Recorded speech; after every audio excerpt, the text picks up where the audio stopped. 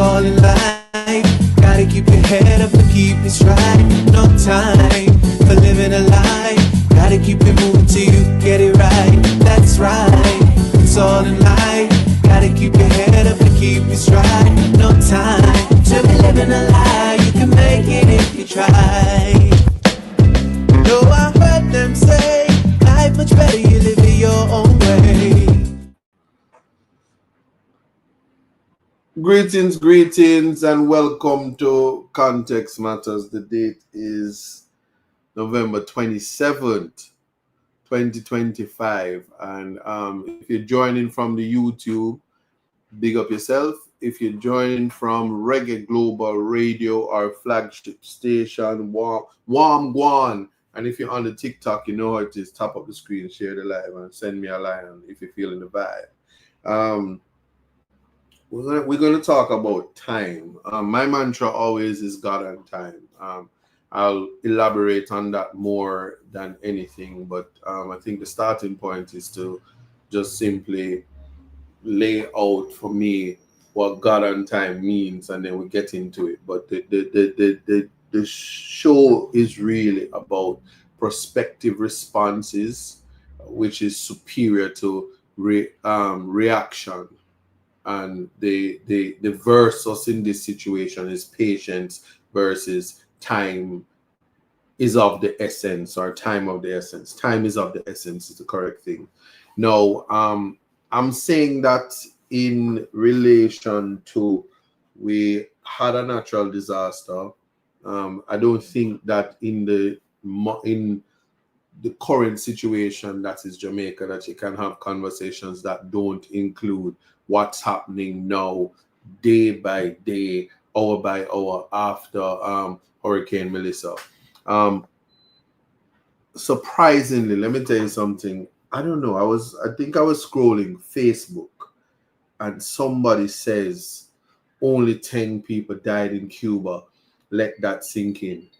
The comparison was it was repulsive. It made me, I want to say it made me have an emotional reaction to think that somebody would make a comparison when one, the impact of a category 5 that reached Jamaica, that did not happen in Cuba. The disaster that took place in Jamaica, Cuba never experienced that. Nor is it a pecking order, nor is it to actually deal with the human experience in its reality form, in its life form, and treat it as something that is not real. If I am saying that right, only someone could correct me to say that I'm correct in what I am saying. So for me, more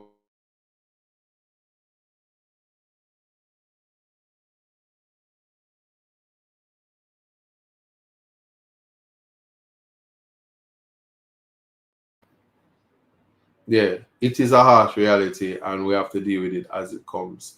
I'm hoping that so I'm streaming, and where I'm streaming from is not necessarily think I'm having connectivity issues, so I might not even be streaming. If I'm streaming from Reggae Global Radio, I'm gonna say it again because I think that the connections aren't moving like I would love it to move. But hopefully, if you're hearing again, speaking about the comparisons, it is not something that is reflective of the lived human experience. It's almost like people telling black people to get over slavery, get on with it. It's disheartening. Today for me, tomorrow for you. So what my experience of trauma, discrimination, whatever it is, how I feel about it and my reaction, those who watch from the sidelines aren't to say that they don't think I should react that way. It's kind of like when trauma happens in a family. For instance, A son loses his mother from a house fire. All indications seems to suggest that although there was a house fire, the mother had died by some trauma. Now, with that as a reality, because the son didn't cry at the time, or because the son didn't drop to the ground and say, Lord, Lord, my mother, everybody says he must be the person that um, caused the fire and killed the mother. So let's put him in jail. Um, whatever the reality is, it is the lived human experience that must be appreciated.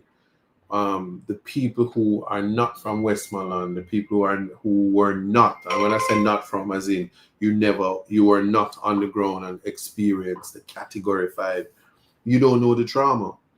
Nor can you say to somebody from certainly Portland Eastern who experienced the loss of house, the loss of life, um, the the loss of property, the loss of crops, farming, whatever, um, livelihood, that because you weren't in the West, you didn't experience trauma.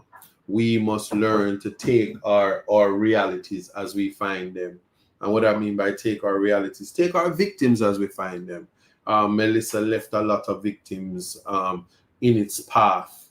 And at the end of it, while you weren't at ground zero, your sensitivity, your reality, a poor person with a house that is not in the best shape, bless up to you as well, that is not in the best shape, would obviously experience a frightening one, which is riddled with trauma. How they put the pieces of their lives back together is not an individual effort. There was a time, and as I'm saying this, I had the pleasure and honor of meeting and interviewing one of our most profound leaders in the Caribbean, Ralph Gonzalez, Prime Minister of St. Vincent.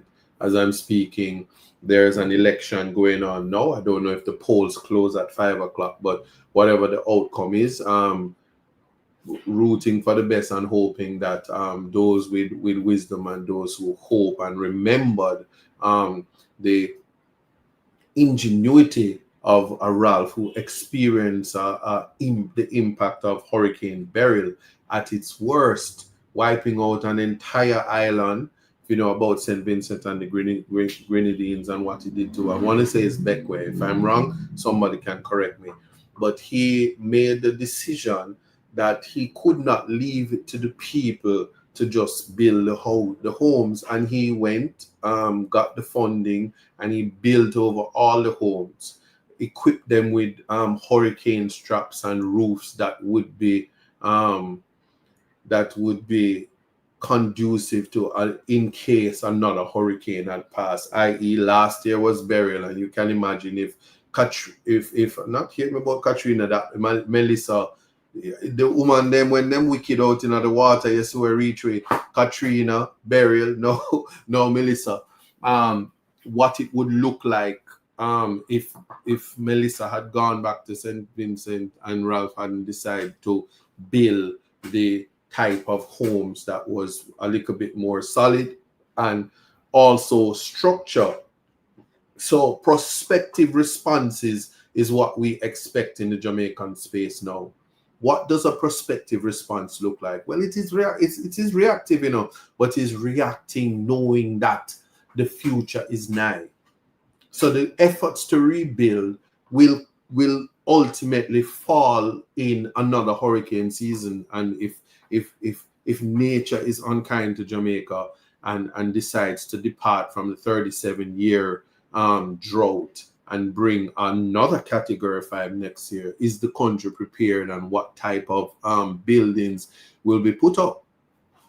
No, that means that the reaction must be one that is contemplating future trauma, contemplating a future disaster. We do know there is no issue that global warming, climate change seems to suggest that we're going to have. Nature is not going to be beautiful to us. Our oceans are warming up, coral reefs dying. We are an island surrounded by water. If it seems like war is now in the Caribbean Sea, so the pirates of the Caribbean are returning, and God he knows what's happening. If we do it like that, or if we think about it in that aspect, so a 2 hour from now, that 7 o'clock. All right, yeah, and so if we think of it, sir, do you do contingency fee agreement? Do I do contingency fee agreement? Context really matters. My brain is not there currently, so I can't even answer that. Yeah, but there are lawyers who do that. I can point you to a lawyer that does personal injury, because that could be the only contingency free agreement. Yeah, yeah. So in light of that, I think that we have to look at it. So we must take the Ralph Gonsalves model, and I'm certain the reward from that ingenuity, that thinking of what the population, where the least among us would not be in a position to rebuild in the manner that one would think or would expect. So I'll just say that for me, it's God on time. If you do the work and the work is genuine, it speaks for itself and the outcome. And yeah, I won't get into all of the politics of meddling and who is there and who is not there. Um, big up yourself, Michelle Jackson. I related to Michael Jackson asking for a friend. But yeah, to what that is. I see Beat and Teach says the GoFundMe in chat at Walk in Divine Purpose. Yeah.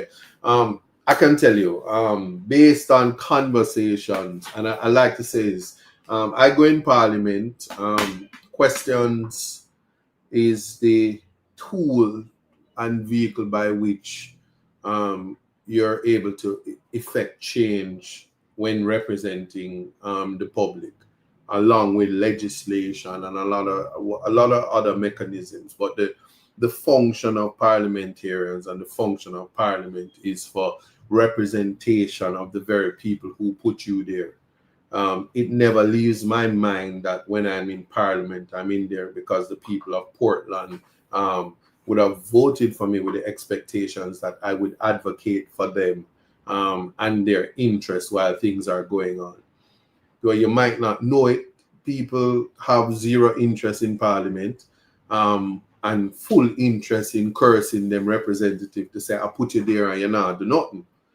But one of the greatest ways to ensure that you do something is to have conversations with other leaders, including the Prime Minister, and to see how best it is as a collective that the interest of the people is served. And not just and so you have the people of Jamaica, but the people of Jamaica are also placed in constituencies and also placed in terms of their interests. So if you're in a parish which is being neglected in the sense that depending on the ministry and the attention given to it, then naturally you're going to find that if you're not advocating and speaking out, you'll be left behind. Now, there are conversations as to why I would have a GoFundMe. I shall let you know that the GoFundMe is the vehicle through which I am able to properly assist people here, feeding and doing things. And also it alerts people who decide that if I'm not sending money, I might send food items, I might send clothes, I might send other things. I'll just pack barrels and send it to the member of parliament to disseminate. Now, let's make it clear that if it is that because our government is in the same position as the people, the government is inviting persons to give them money so that they can serve the people. Ironically, the government has said, I think it was just yesterday in a press conference, if not this morning. I'm fatigued by the responses that shift daily depending on who it's coming from. But the Minister of Information, Education, and all that is good, would have come out and says, to be clear, this was her words, all the money sent to Jamaica, 1 point something million US dollars and 635 or 25 million Jamaican dollars has not been touched. So here we are, approximately 30 days after the hurricane had hit. Yeah, and the 30 days has passed. 30, it means 4 sevens, 28. So if I am wrong, somebody can correct me because I'm not Damian Crawford. My maths is not good. It means 4 weeks have gone.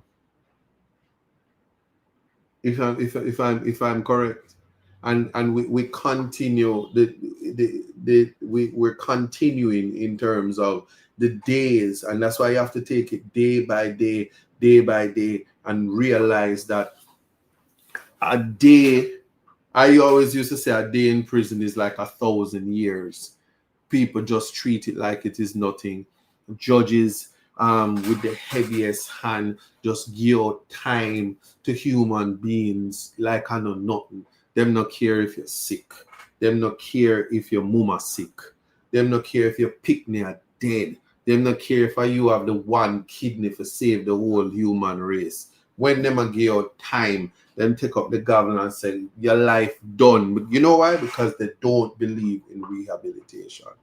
I can count on my hand the judges who are passionate about restoration of lives.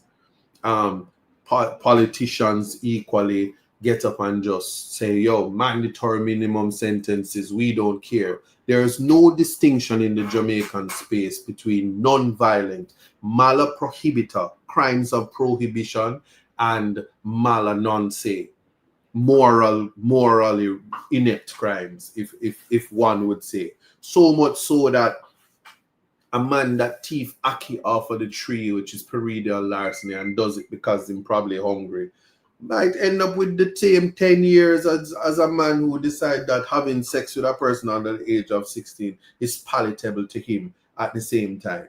And because the sexual offences registry is one that remains private, we do not know anyway, and it comes and it goes.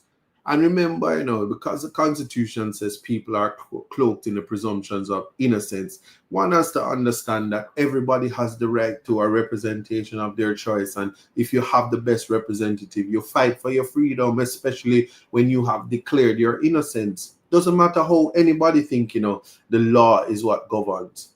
And another part of it is, I'm not even going to talk about the sub judice rule, because in Jamaica, I have been the only person that has been charged with breach of the sub judice rule, and you can guess where that took place. And so there's always the selective pontification and breaches of constitutional rights that people find to be demonstrably justifiable, especially if you're a basic Negro like myself who happens to have dreadlocks that offends everybody, as long as you're not singing reggae music and high color and all of the other things, or any color that you are. But if you're not doing it in the entertainment space, nobody don't really want to see you or hear from you. And I'm very cognizant of that. And so when I've gone there to say that it is the context in which we look at time and the concept of time. Somebody who is in prison and wants to get out, time is a very long time. But I promise you this, go rent somebody's house. And as you're going at the first and you spin round 2 times at the end of the month and the rent is due. Your boss not pay upon time, the rent is due. And it's always the landlord, especially the landlord will live off of the rent that is due. Why context matters is that they expect you to pay on time. So nobody feel like say true Melissa come, the house and it name blow down. So me did build a house of concrete and yours never blow down. Pay me my money. Me no business if this is, let me put the context before somebody try to cut this and say me business. As a landlord, there are some who say, me no business, say the whole of Westmoreland blow down at Kingston, you're there, me no care if your mama come from Westmoreland. Here rent. If you see what I'm getting on. So it's always the context and trying to understand where people are coming from. A landlord who survives off of the rent that they work hard to build and that is their business cannot listen to the nonsensical reasons why people owe rent.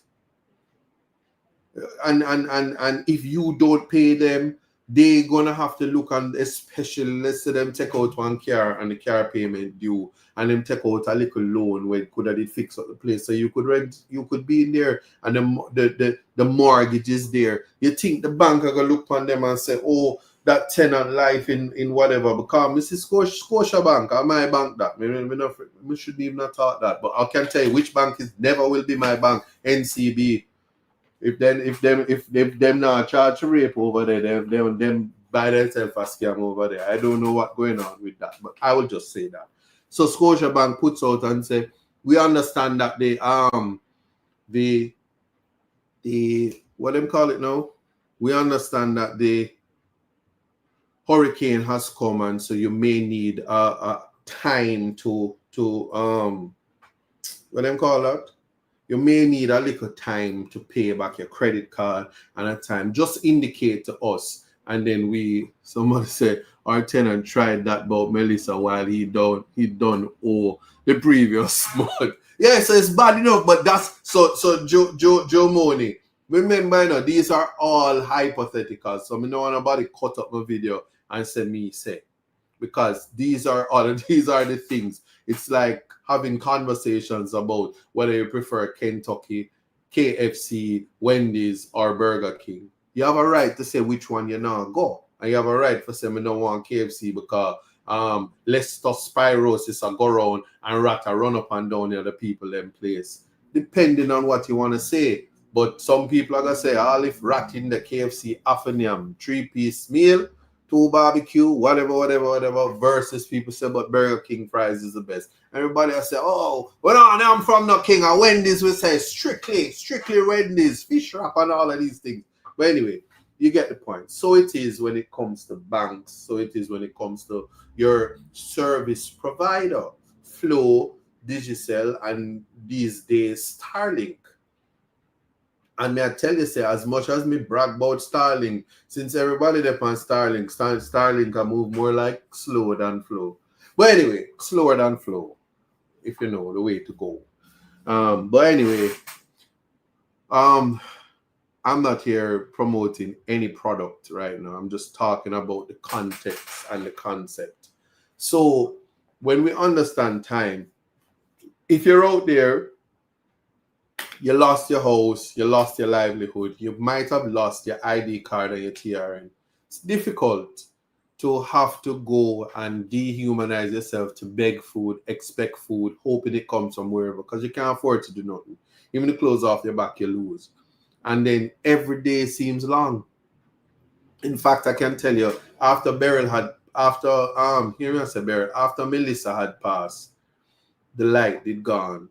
I mean, I tell you, so when night come, night long for done, there's no light. You can hear the crickets. Peony Wally all look like for them light, but like all JPS them get for them energy from.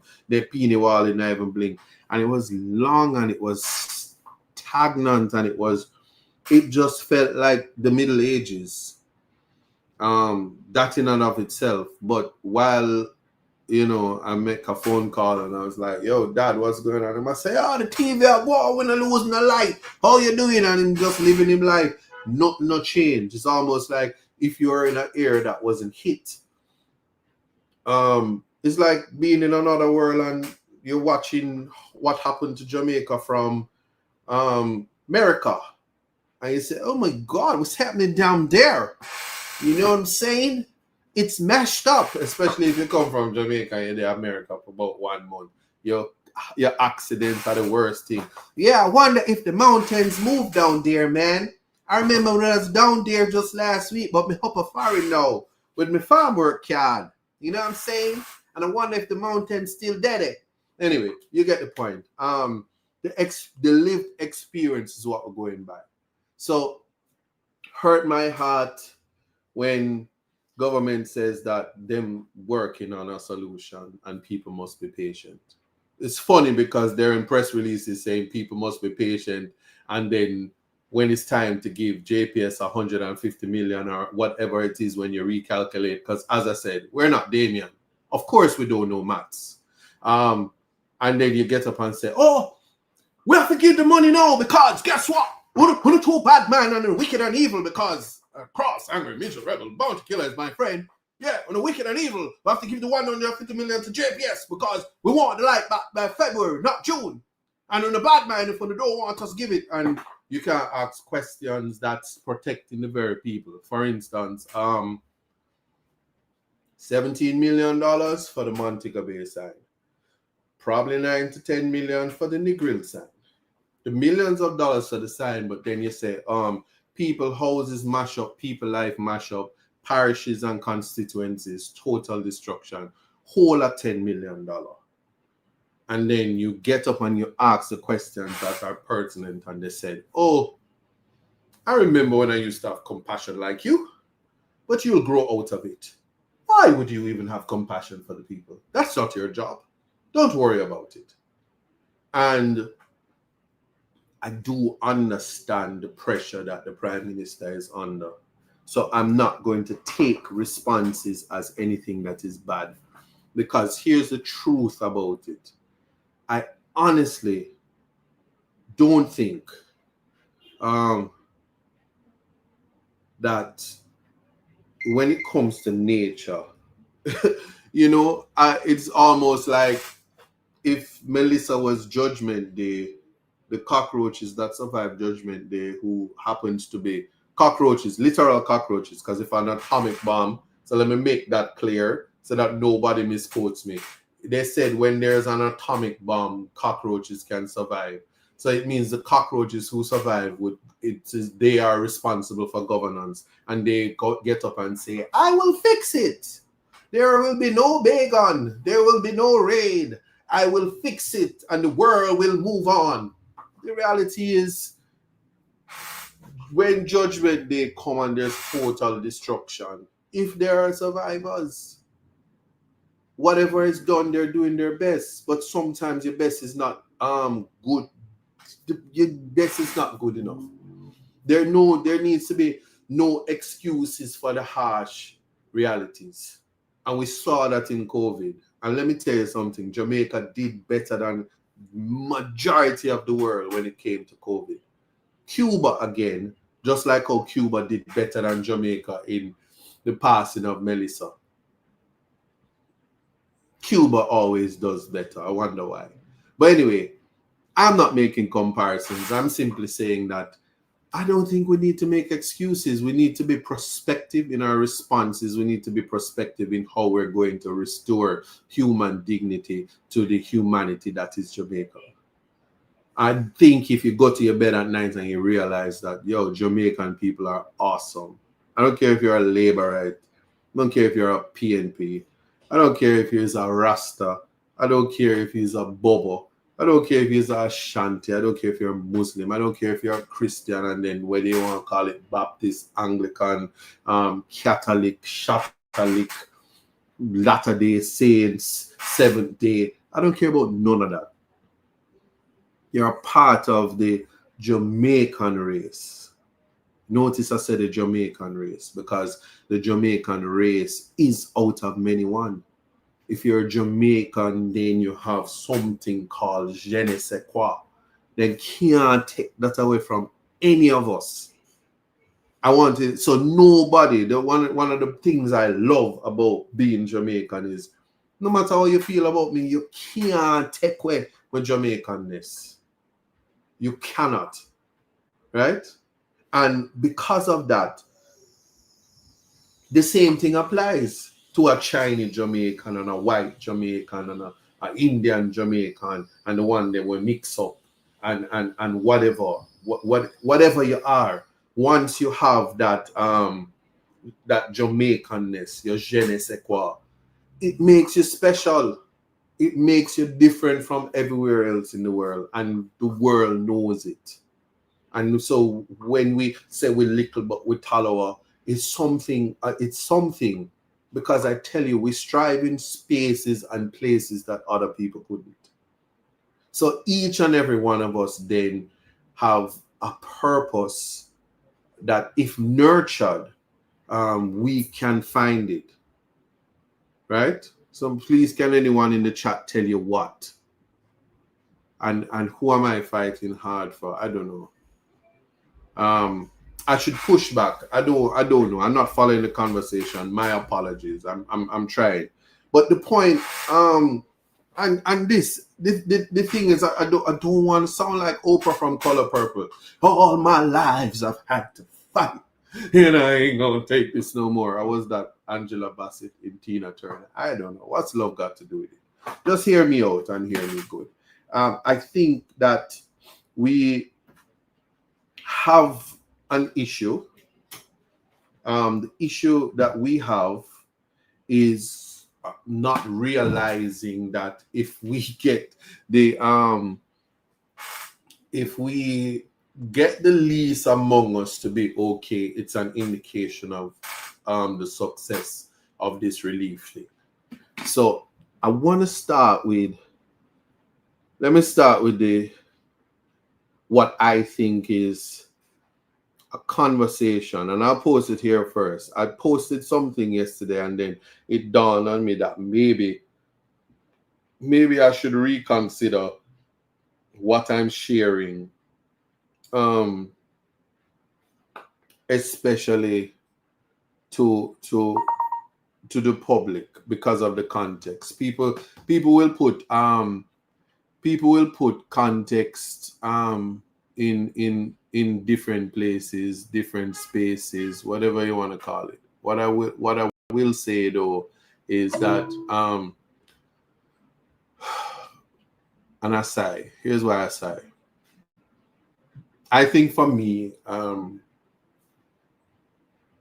I can only do what I'm supposed to do in terms of raising public awareness, because again, that's why this is called Context Matters. It cannot be that one would think that there is something wrong in advocating for the very people that vote for you, or advocating for people who can't advocate for themselves. And how can you politicize that? People's lives are in shambles. Portland has suffered in relation to residential homes, $13.1 million US worth of damage. And it's not a hotel that was damaged, it's poor people's house. What type of damage and its extent that poor people, houses collectively have damaged worth $13.1 million US?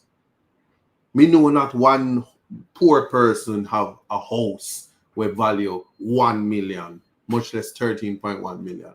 But then you say nothing is wrong with the people of Portland.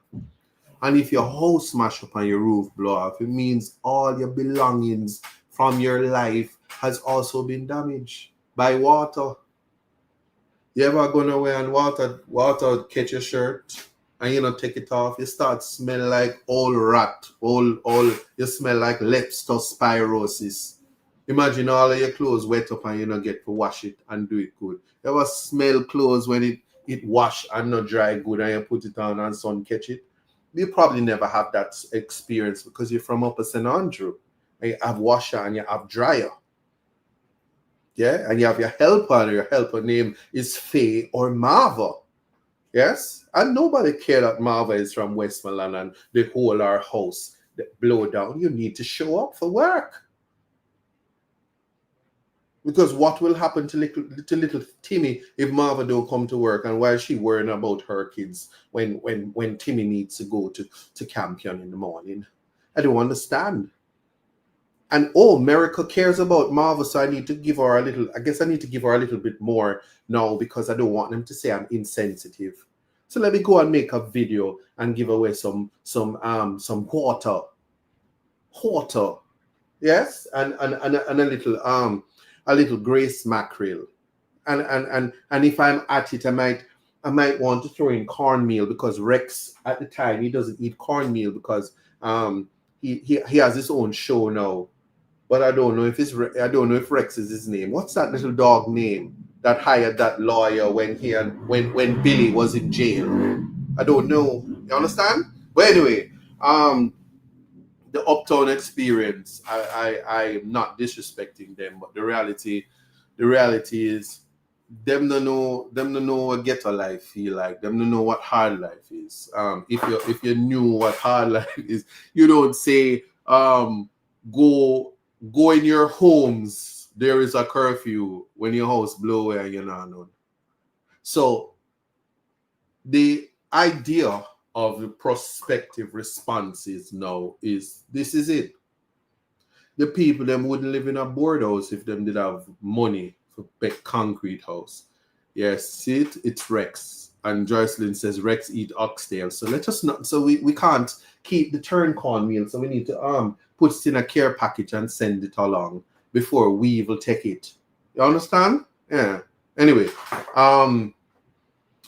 the somebody say I must chill. Let me chill y'all before them deal with me. Somebody smell molly. That is it. So they know the smell. Think. Anyway. You know, so some people just boy want it all, but I don't have nothing at all. Feeling you, baby. Anyway, so housing obviously is a major thing, and I must tell you this. I was sitting with my gensec, and let me tell you something. In all of this, I have the greatest of respect for Dayton Campbell. I have observed Dayton Campbell, Dr. Dayton Campbell. Let me not just call him Dayton like I just my friend. Dr. Dayton Campbell, who understands because of mature consideration that politics done. That this is a real life situation. And all he wants is for the betterment of his people. Courtesies aside, he knows.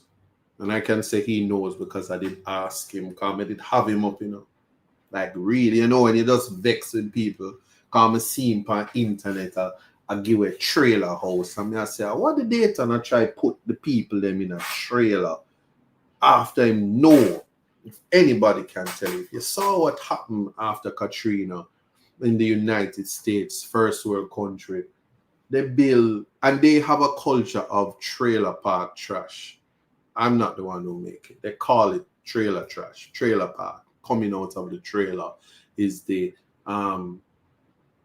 equivalent of how people feel when you come from Tivoli and Denham Town and what they call ghetto. And, oh my God! And like nobody instills in people that it's not where you're coming from, is where you're going. And like Tivoli and Denham Town and Hannah Town, they're in the heart of the city. And if people said where you live, if we assist you to uplift like a housing project that would turn these places into suburbs, that is 5 minutes away from the city life. But because Dayton Campbell, the gen sec of the People's National Party, greatest respect for him, because his explanation to me was, listen, you might not want them in a trailer now, but what do you do in the alternative? Right? What do you do into the alternative? Leave them out in the cold? So my response to that is no, you build houses for them. And there are masons and carpenters and persons that you can build there.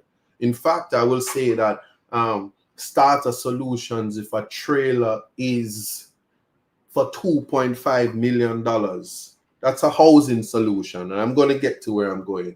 I believe that you can build 1 room or 2 rooms. And that's and with a proper design planning solution that you start there and allow people to build out.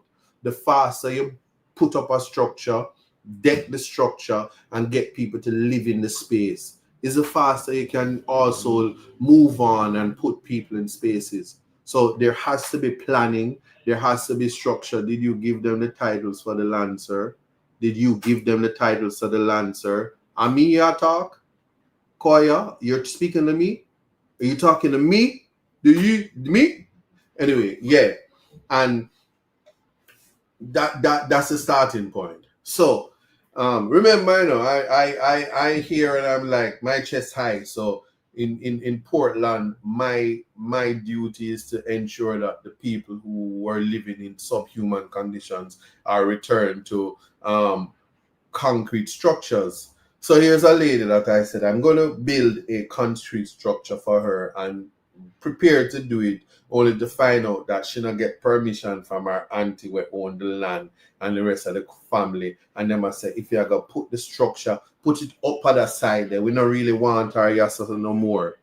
And so there's a lot of complications. And so I do understand, but here's what it is that government has the power. And I can tell you this. Had Mark Golden been the prime minister of this country, it would be by the stroke of a pen that he says, this area, the land must go to the people.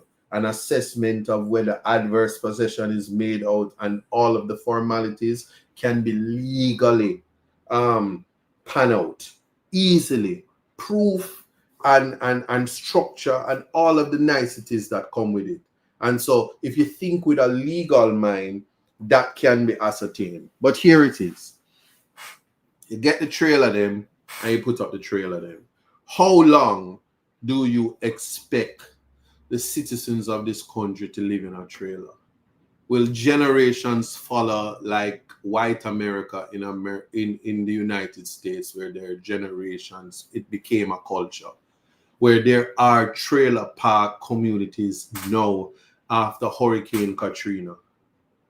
What do we want for the future of Jamaica? It's only 3.5 and my eyes are red because I'm really talking about a situation that I'm passionate about it and I'm thinking about it, and a lot of it I am helpless. But to know that I'm not in a position to say to people, don't go live in a trailer. Don't do it. I can't. Honestly.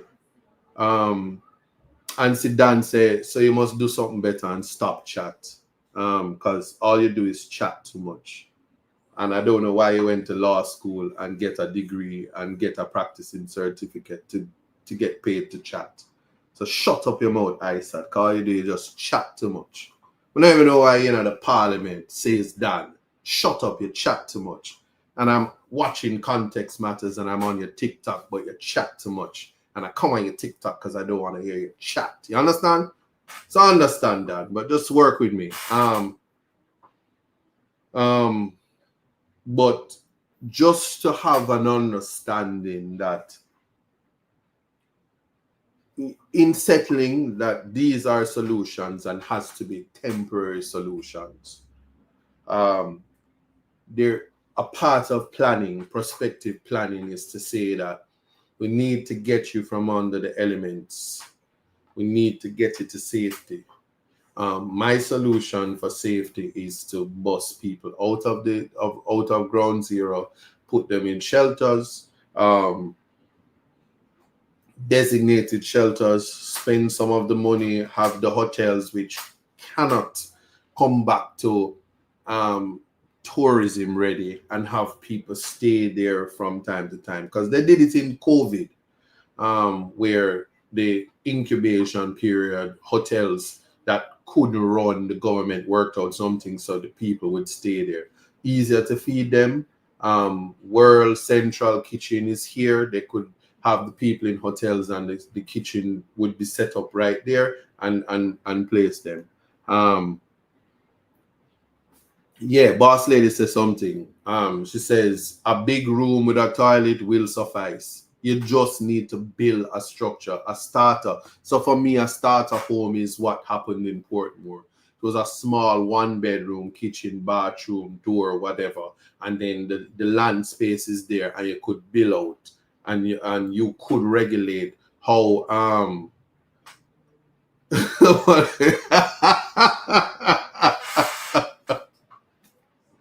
Yo, why would I always have to come on this on my life and I just like to disrespect? How can you say to me, Dr. Big U dentist, I must see your pooper? I don't know.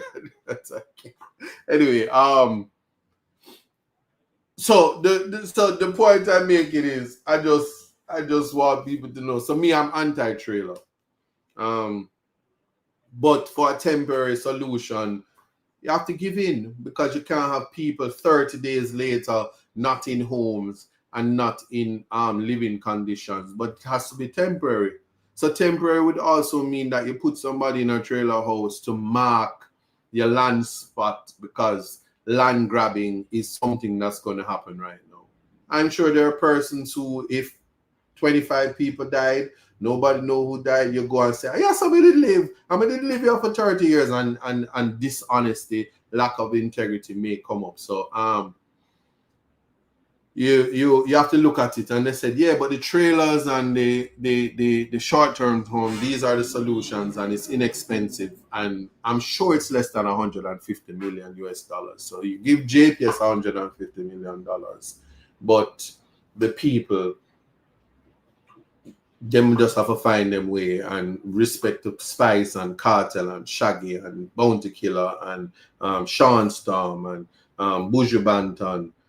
As to how Buju Banton fit the stove in the blue barrel, I don't know. But big up you and the Starlink and everything that was missing. And context matters. That was sarcasm, just in case anybody missed it. But we have to think about what we're doing. And a simple thing, it's not that JPS mustn't get $150 million. It's whether or not they have the capacity to pay it back and whether or not they're going to be able to get the outstanding money to ensure that current is restored, light is restored in a way that if a hurricane happens in June next year or in the next season, we're not back to square one. So it's not just that they'll pay the loan in 2027. We don't know what God has planned for next year hurricane season and what it will look like, if we will have tropical storms and other things that would weaken our structure. So we're not having those conversations and people are upset that you're asking questions. So I'm starting really with the housing. And I had the opportunity to speak to the Prime Minister about the housing solutions. And I don't want people to think that I just ask questions because me want to sound bright. Because I heard a comment, Mr. High IQ. And I chuckled to myself because I don't think I should be punished for being a thinker, a critical thinker. I don't think I should be punished for trying to put things in context. And I don't think that I should be criticized for wanting the best for Jamaican people. I don't think I should be criticized for saying that if we elevate the lives of the least among us, it's a reflection of how well the society you come from is doing. But you must know what the most important commodity in Jamaica is. I submit it is the people, and having people reach their full potential and living in humane conditions and accessing human dignity is something that is important to me. So anyway, that being said, I'm just gonna let you see the conversation that a conversation being the question that I asked the Prime Minister and his response in relation to housing solutions and why this is important. Because as I said, temporary housing solutions by container homes or whatever you call it, trailer homes, putting people in the pan for live, like tuna,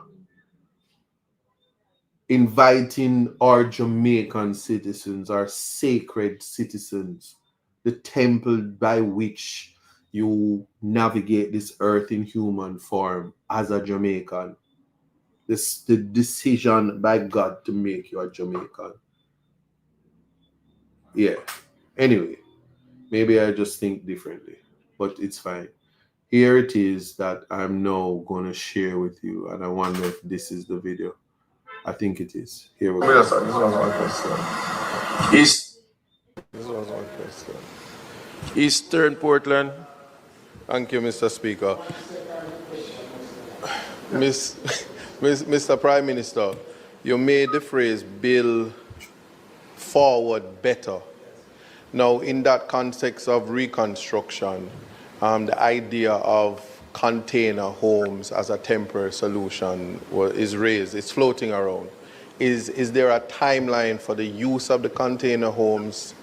And in terms of the build forward better, is there a mechanism to which the government will be assisting those who probably don't have the funds to build the type of structure that you envision?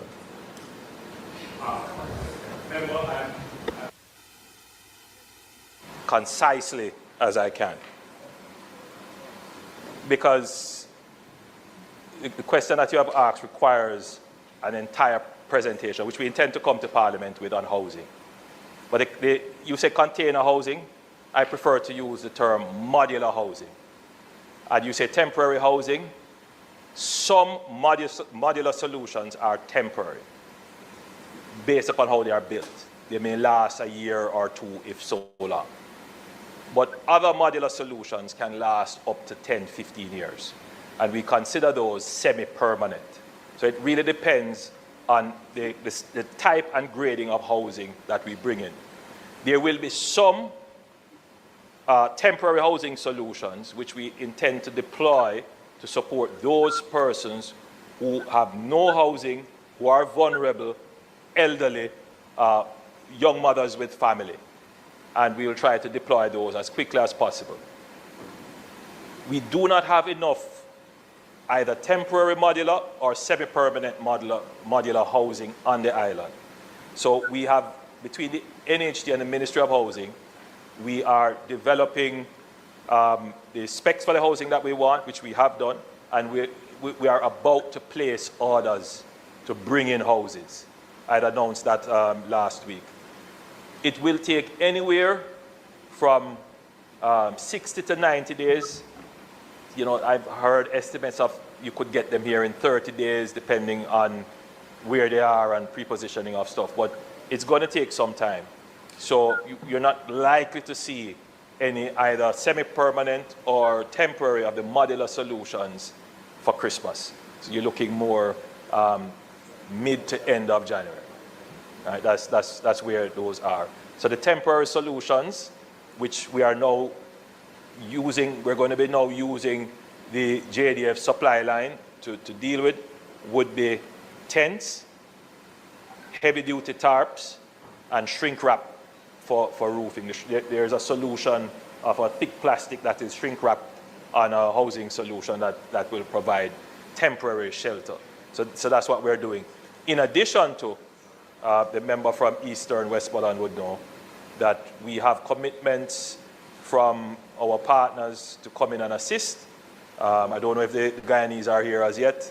So we have Guyana, we have Ethiopia, we have Ghana, and we will have Rwanda, and we will have others from the Caribbean. And I'm working on others as we speak. So you'll start to see teams that will be taking on communities, 250 in the first instance from Guyana. I've said those will go to Eastern Westmoreland, and when the others come, we will assign them to constituencies. The members of parliament will be able to recommend the houses, but we'll give some quota of recommendation to councillors, some quota of recommendation to churches, and then there will be a reserve for, which comes in from the Ministry of Labour and Social Security, what their assessments have said. And I believe in that way, we would have covered all critical stakeholders who could have an input into who the beneficiaries are for those roof replacements. Right, so it would be just looking at the houses to say, yes, this house just needs to repair the roofing for 2 or 3 bedrooms or so, let's get cracking on that. But it would not be for rebuilding a house that is gone, all right?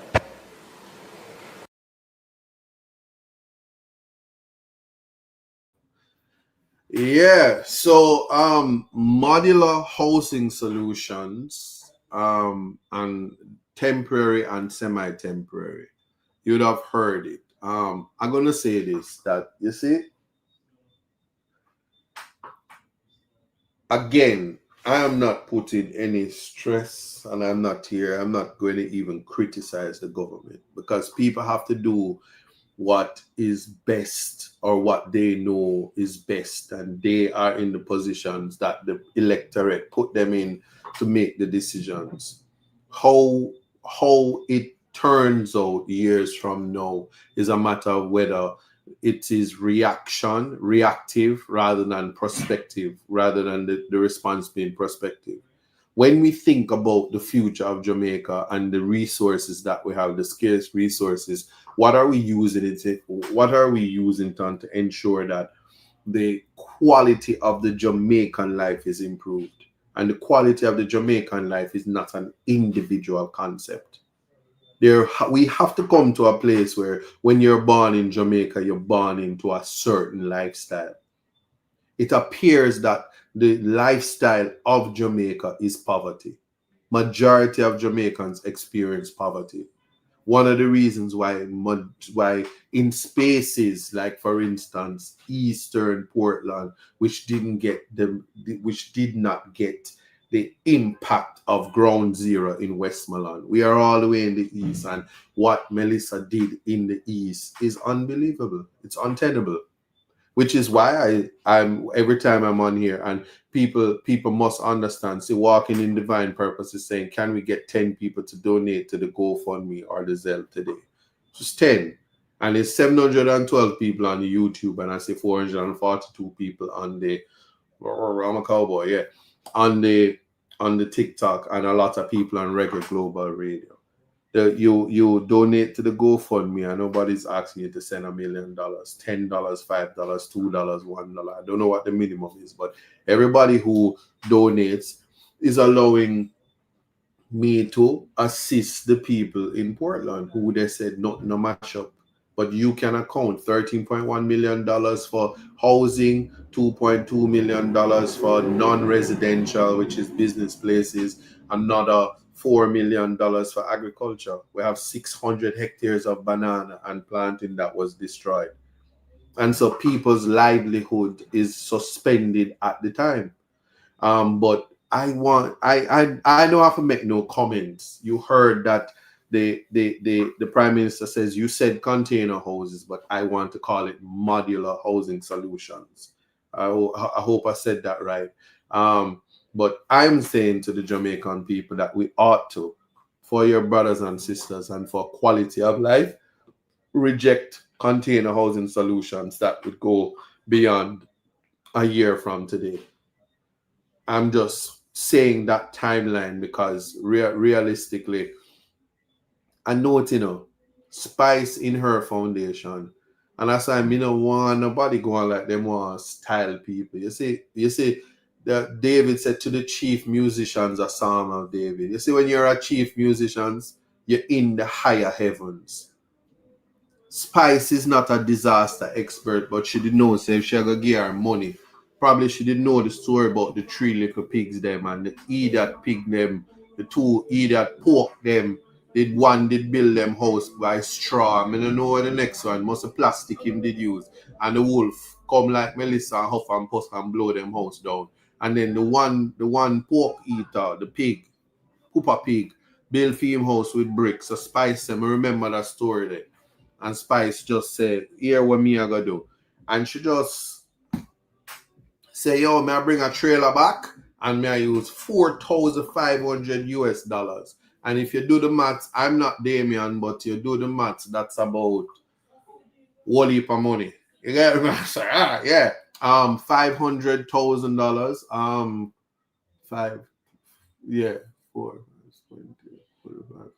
600,000 plus. Right? It's now time for my commercial break.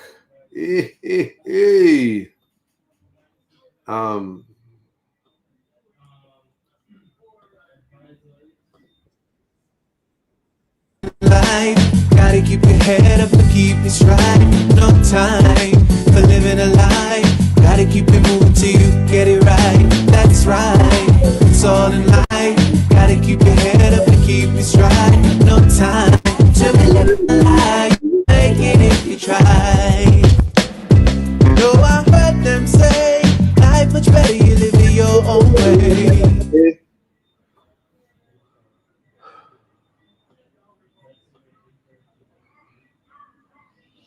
That's right, it's all in life.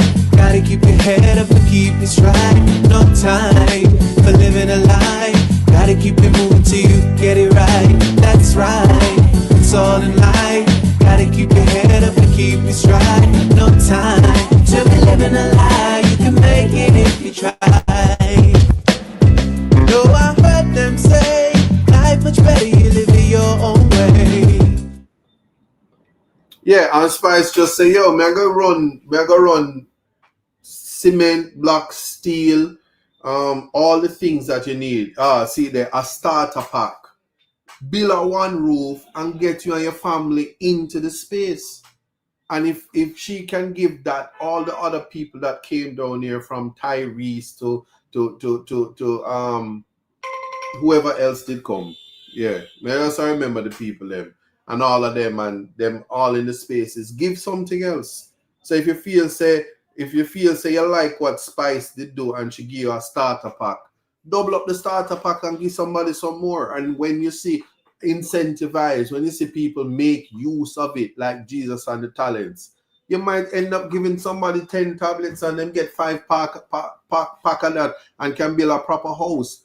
But I have the whole Portland, so don't you fret not what I give. I am here, and I'm making it absolutely clear. I am here completely. Every fabric of my entity is for the people of Portland. That's what I have to give. And apart from that, I give knowledge. So I will beg, use my own resources, and I have no shame in that to ensure that the people of Portland is all right. Whether it's a PNP, JLP, none of the P them, as long as you're down here. Because me there on a mission, you know, when me say God on time, me there I do God work. We don't worry about that. And one thing I can tell you, because it is on this very program, when you did hear for itself, the people that's out in internet land did say them want to come to Portland and mash up Portland. But you see the God I serve, bigger things happening. I'm just here to say, while it is that certainly for Portland, when I make this, certainly for Portland, and I'm making this absolutely clear, while it is that the quality of life for the people of Portland and how I envision it is definitely not to have them living in trailers. Containers are for business purposes. I won't talk about the living and the breeding, but as they hear it, container houses are not going to work. And if one thing the Prime Minister and myself agree on is not even the term container is palatable, which is why it's called modular, according to him, housing solutions. And he did say some are semi-permanent, which means the structure can stay there and remain there. So if you put somebody in a solid container, then goodly live there like that for the rest of them life, and we don't want that because big up to Food for the Poor, but a lot of times Food for the Poor gave houses 15 years ago, and some of them houses that blow down the hurricane because the people never converted it to concrete. And it's not that they didn't want to, but that's the reality of poverty. And so if we're thinking about people working on the extension in terms of the barrels, I'm sure that will come because the food insecurity that has come about because of Melissa is a real one, and I'm sure closer to the time and the expiration of the duty free, it may be extended because we still need the assistance of the diaspora and the world at large to continue to send food items and the packages. But remember, when somebody gets a care package, which is why it's so unfortunate that persons have to be relying on care packages that can last a day. Let me show you something. This is a care package. This can feed you. This could not feed you for the 4 weeks that has gone, for the 28 days, for the 30 days that has gone. It can't, right? And so what's going to happen next month? Somebody say, I set a rose by any other name smells just as sweet. So container, modular, one and the same. Exactly. But a rose is still a rose and a container is still a container, even if you pretty it up. Even if you say prefab container, even if you say pimp out container, even if you call it a fixer-upper. And as a real estate agent, I can tell you, say, 1 bedroom, fully self-contained, right at the banks of Megamart on Waterloo Road. Yeah, me I tell you, says an apartment on the gully side. But I'm sure if Mavada promotes it, I'm gonna say, anyway, go live for life. I don't know. And then he would do whatever. So you can understand, say, it's no matter how you're selling it, but the reality is it is what it is. It's like people tell you, say, you're gonna buy a second-hand car, and because it's lady driven, it's somehow better. But new car is new car, and new car smell is new car smell, just like our house is a house and apartment is apartment. Old brook is old brook, and trailer is trailer. Tent is tent. Plastic is plastic. Tarpaulin is tarpaulin. Zinc is zinc. Concrete roof is concrete roof. And we have to think about the impact of it. What we don't want to see when we think about prospective responses is to build temporary spaces so that if a hurricane come back the very trailer, it lift up and show them and people dead. Right? So it's the same thing. Gentrification is something that obviously is going to take place right now. If St. Elizabeth is going to become a smart city, the best thing to do is to relocate the children to other schools. Parents are going to want to be where their kids are, and they're going to move. And the reality is some of the lands that these people are on, they are squatter settlements. There's a way that people feel about squatters because they don't appreciate that adverse possession is a real thing. I feel that at this point where the disaster comes in, even if somebody was squatting and it's 11 years, 10 years, but they have set foundation and laid roots that, yeah, if you can put them back, restoration, put them back into like remedies, put them to the best position that they were before the harm, then that is sufficient. But it's a lot because somebody asks if they had the land and all of that. These are good questions because you may end up in stumbling blocks in terms of land ownership. But this is a time when the Constitution at section 20, it's 1420 or something like that. Yeah, 1420. I want to say I'm right. Speaks about calling disaster emergency, which is different from a state of emergency, and it's to give the government. Somebody asked me if they're going to give air conditions for the modular homes.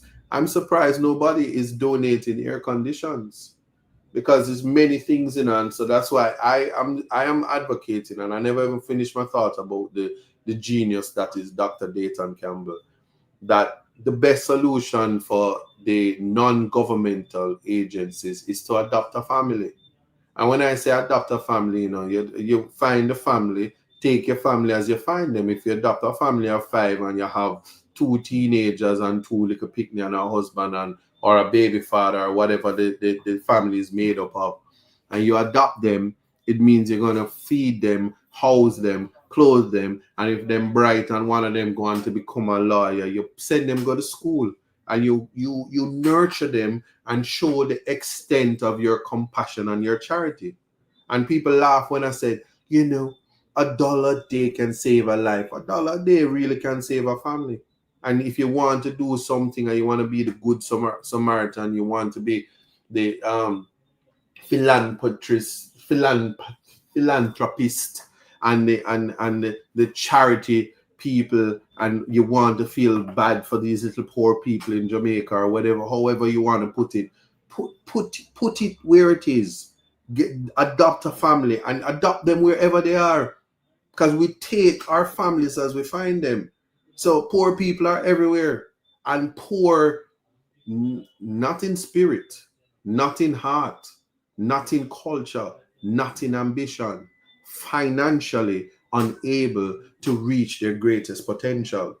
And so while the prime minister says it's government duty, so he did not have a problem explaining to me what my duty is as a member of parliament, and the constant guidance to tell me to turn off my compassion is something that maybe I'm going to be hard years about, because my purpose of being a politician is love for the people and wanting the best for the people.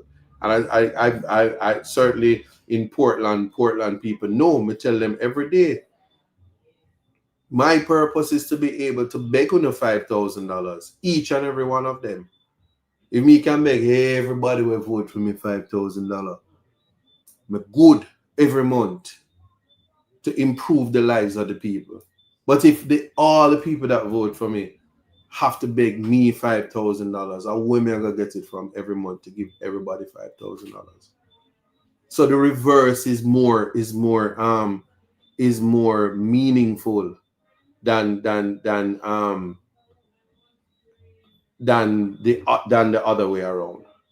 So I want to make sure that I improve lives, but and I'm going to be compassionate. I'm going to have the empathy, and I'm going to want what's best. I don't want no human being on the face of the earth to have to go through my life experiences to reach where I am in life.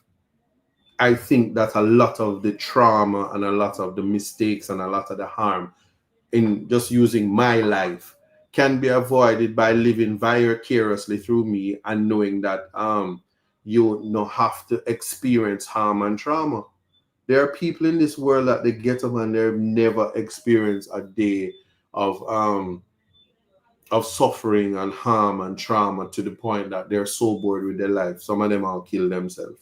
Them have everything in life but empty because they're not connected to God. And I feel, to me, trauma is what draw me to God, and anchoring my life on God. So I'm unbothered by what the world has to say. But to say that, I also realize that you can give guidance to other people. You can give support. And people say, what do I do? Yeah, I'm online right now begging for my people so that I can do for them when I'm begging government, and government said, that's not your remit. When the prime minister says to me, I think you don't understand that you're just to come to parliament, you are to make laws, ask questions, and let central government do everything else. I think that is the criteria that has been set by the prime minister, and I understand that, and I said, okay, very well. Diana Campbell, respect for donating to the GoFundMe. I appreciate you. For the rest of you that is online, I await your donation, and Walking in Divine Purpose will tell you how to donate to the GoFundMe while you are here. No, I don't think that the Prime Minister is setting me up, because people are entitled to give advice. You can call me stupid, you can call me ugly, you can call me young, you can call me anything. It's no reflection on me. I'm so centered and anchored on God that I know what my mission is. But nothing will prevent me from doing my work. And if I ask and it's not received, so if I say that, and I can give you the story, we, after the rain, we have some big craters in the road. If you drop into them, your tire go bust, your life I go mash up, your car I go mash up. Imagine you have a car loan and you mash up the car. So if you use a taxi operator, you can't do nothing because the car then mash up, because the big dirty hole them in the road, the very road where them say a car pit, and the road them a mash up. And my money make the road, a taxpayer's money. So it includes me, but I know me one. And then when you look at it in the vice, or when you look at it and you say, but this the place mash up. What do we do now? How do we deal with this? Persons that say, it's not your duty. So anyway, I say, all right, here what? And then that's what they say. But when I'm here, the people come to the office and say, me car mash up, me buy me a tire. Me can't buy them a tire. I don't mean mash up them vehicle. And I say, oh, but you see, my vote fail. And so I'm here, my constituency secretary is here, my CDF officer is here, my team is here, assistant is here, all who is a part of the team, counselors, divisional leaders. And I said, what do I do? And them said, boy, we have to do, well, we have to do something. And I say, all right. And I call up private persons and who one own a tractor, one own a truck, one own a quarry or whatever them call it. And me get marl, and me get shingle, and me get dirt. And we transport and we go to the place. Major thoroughway, private, minor, where you call it Parish Council Road, Hoover Road. And then guess what happens thereafter? We start to fill up the holes and kind of, make sure, say, I know my job is not fixing people car. I know my job is not fixing road either. I can tell you this. I know. But you have to look for what is the proper solution. How do you stop the gap? How do you fill the holes to prevent the hole then from get wider? To mash up the gains that we as a nation have made by fixing the road. It's the nicest thing to drive on road that's smooth from St. Thomas all the way back at your yard, Not so much if you drive from Stony Hill to come to my yard. So you have to make the decision. So anyway, we go out and we pull it up. And I get a message from a woman that let me know so she work with the road authority. And you're the new MP and you have no authority to be put in the road. And me and my crew, we step out of the car and we took up the marl, and it is inferior marl. And I'm reporting you to the minister. And you must cease and desist because you're doing road work and that's not your job. I said, okay, can you define what road work is? She says, yes, I will. Road work is the process of using inferior material and messing up the road thoroughly and blocking the road and using tractors and heavy equipment. And you must cease and desist. I said, guided. I'm going to say to my people, on the need for stop because there's somebody who hates me that just don't like the sight of seeing any form of assistance because you should not even be the MP. That's the impression I got. So I humbly went to the minister himself and I said, Minister, here is my dilemma. I cannot be responsible for fixing people's cars. And I cannot just sit down and wait for a schedule when every time I come to Parliament, I hear that everything is going to the west and Portland has not been harmed, so it's not a priority. When they're giving money, they say 10 million for the west, 3 million for Portland. When them do something, them say $10 million for 5 million for bush, debushing, this, and they break it down. And they say Portland is not affected, but we will assess. And he announces that, and I get up and I say, boy, Prime Minister, we need to preserve the status quo. So while I was a candidate that I don't believe that any candidate should be able to campaign on road or anything that the government does. If you have a initiative and you bring the initiative to life, like programs are set out in the CDF and you achieve it, then that is a something you can put in your achievement column. But if roads are paved, how in life could I ever get up and say the roads were paved? I did something. I don't know me do it. A central government do it. Yeah? And if you're choosing roads to be paved, it must come from consultation, real consultation, not political victimization for one set of people and favoritism for the other. We're Jamaicans at the end, and if in the case of Portland, East Portland, we're Portlanders. East Portlanders as that. And so we have to fix up the entire place because if the town look good, great for tourism. if TPD helps and TEF help and parish council and the mayor do what him for do and the councillor for Port Antonio do what him for do and the MP doing part and private sector, place look nice, place look clean. And we not have to worry about leptospirosis.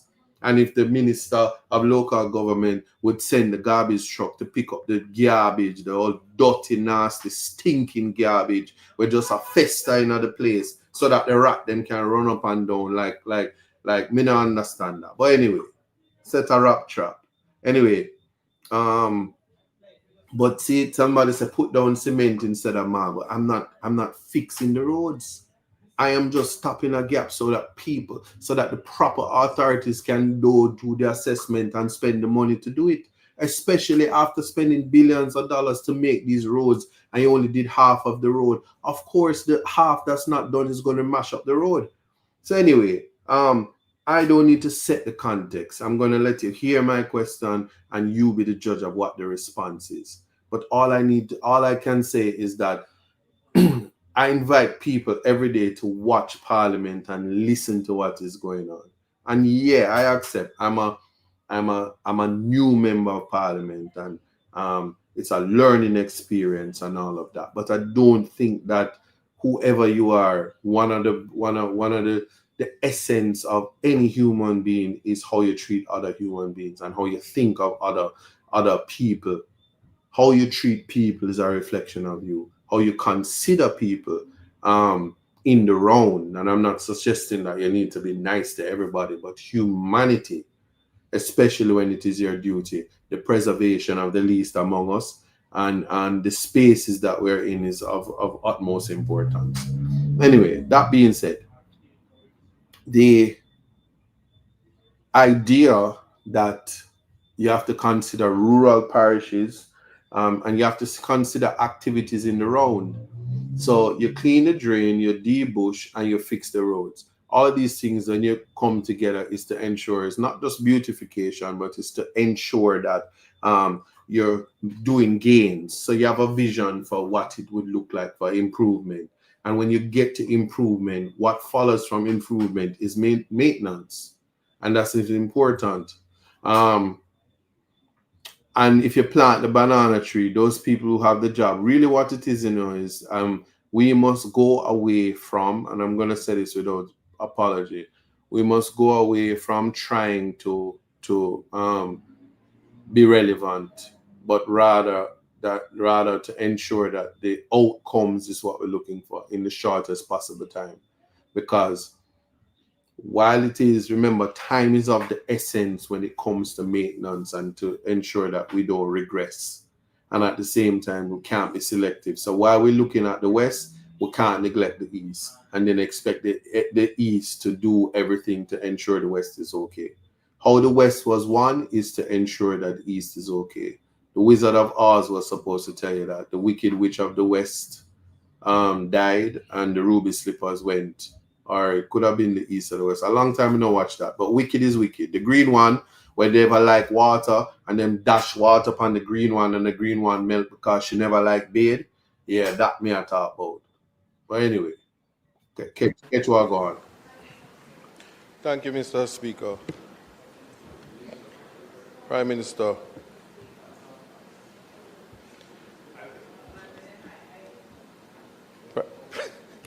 Prime Minister, I crave your indulgence because I don't want to sound repetitive. I had a conversation with the Minister of Works, if I'm saying that, yes, in terms of preserving roads at this time. So if we don't have exceptions to the rules in everything that you've outlined, we may find ourselves in a situation where we're spending more to preserve roads that we just previously spent a lot of money to repave and construct. For instance, I can think of one road, in Bellevue, that's in Fellowship, Portland. The top of it was done, millions of dollars spent, and the bottom of it. In the middle of it, there was no works done.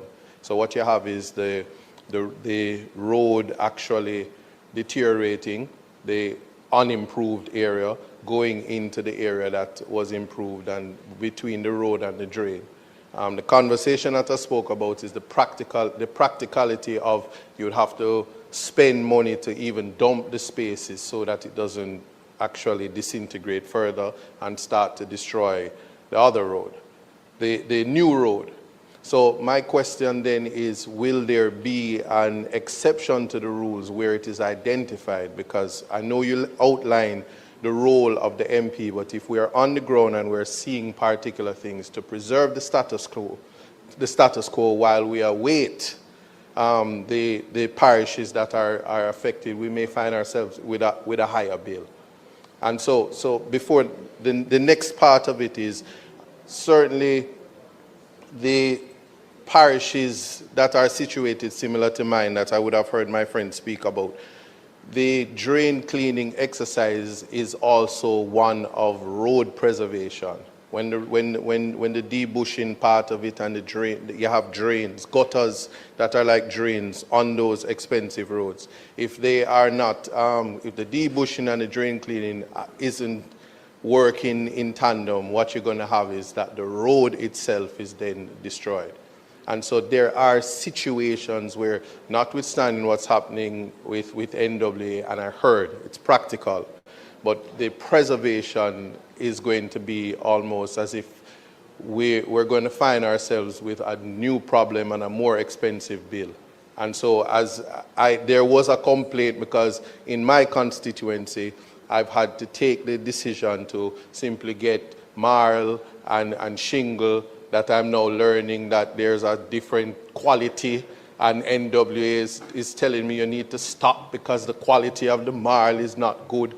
No, I'm just bringing that out to say that the practical solution, which rightly the minister would have advised me, is to, if you can stop the gap, you're going to have to do that.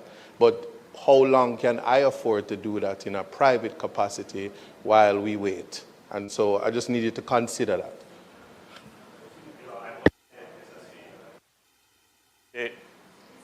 Thank you, Mr. Speaker. Just listening to the Member of Parliament, I can see his passion and the genuine desire of wanting to help.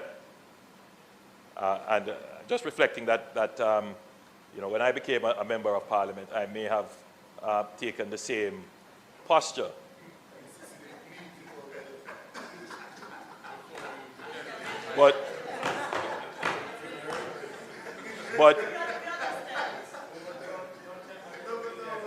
But I'm sure that your senior colleagues over there, as I read their faces,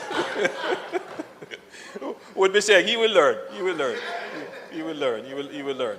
But remember, when we sit here and make the rules, we are not intent on breaking them.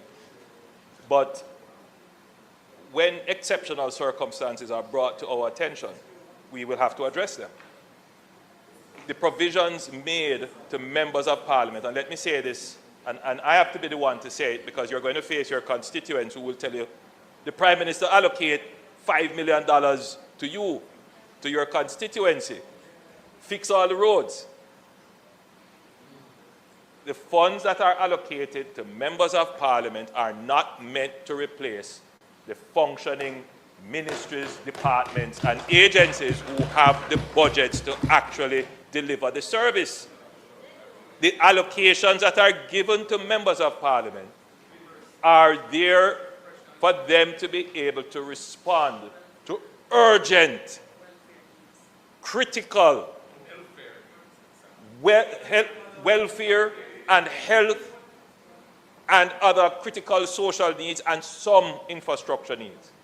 But the Member of Parliament is not the executive director of the NWA or the managing director of the NWA. He's not the supervisor of works. I have to say that and say it clearly. Now, I know some of us want to pretend as if we are, because that is the way you win votes. But it is setting you up because you will not be able to fulfill the demands. I need to just say it in your protection, member from East Portland, and for all MPs. So if you have said you have brought it to the attention of the minister. I just had a word with the minister. There is a process. These things, if you bring them to the attention of your NWA parish manager, or I suspect that road is a parish council road, that you bring it to the superintendent of works in the parish council. Those matters would then funnel up into the larger budget, and then the decisions are made as to how the larger budget is allocated to what is a priority. All right?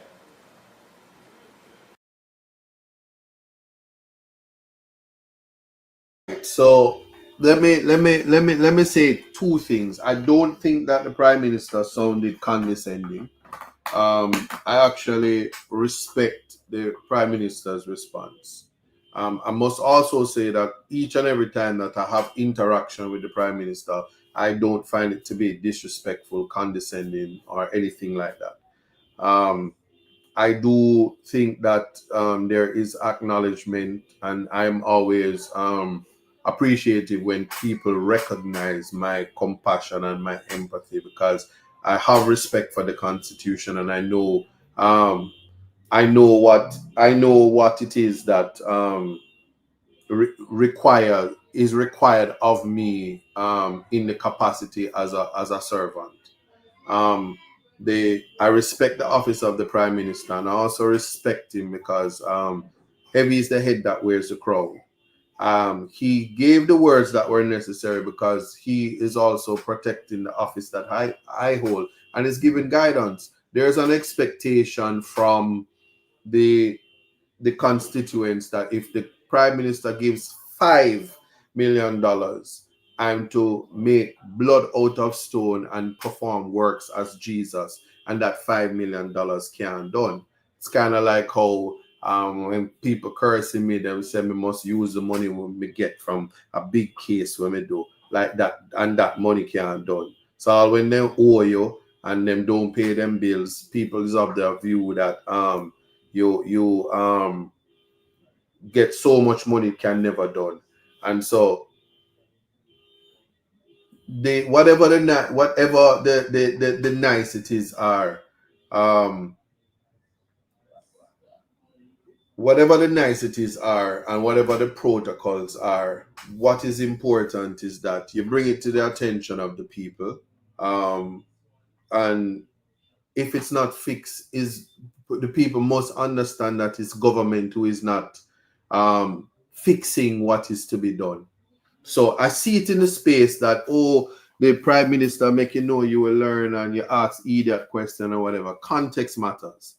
I can never be responsible for how people interpret things said by people. What is important for me is that I know and appreciate English language. I don't think from any of my interactions from any member of the other side that anything was ever condescending. Questions are made to be asked.